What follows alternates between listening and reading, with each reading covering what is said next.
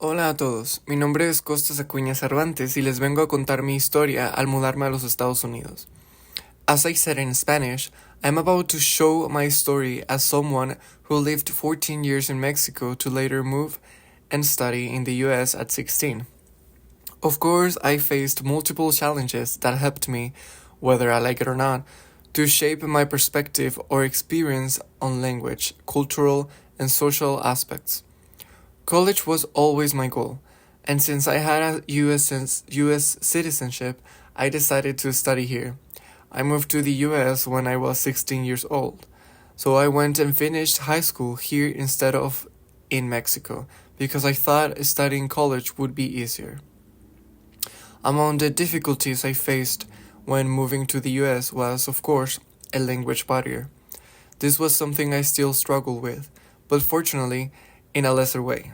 Feeling the impotence of not being able to express freely made me reflect really deeply.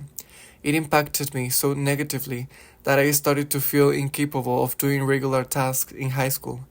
I developed a negative inner voice that always told me how incapable I was because of not being able to communicate well. Later, I understood that this complexion has a name, which is the imposter syndrome, and it's actually really common between immigrants and even international students. However, thanks to many resources and that my high school offered and my own determination of studying English day by day, I was able to get through the problem.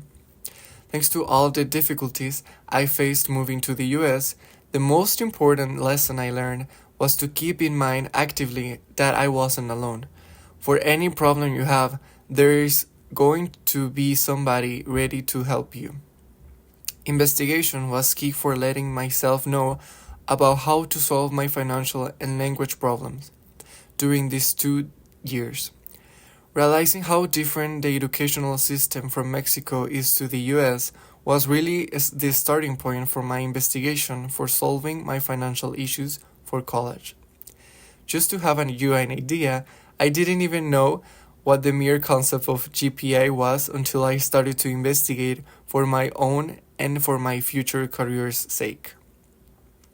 To conclude this video, I want to let anyone who has related to my story and is struggling the same way or in a similar way to have in mind that you aren't alone. And for any problem you have, there will be people happy to help you. Please have in mind that you aren't the only one and that it is possible to get it through.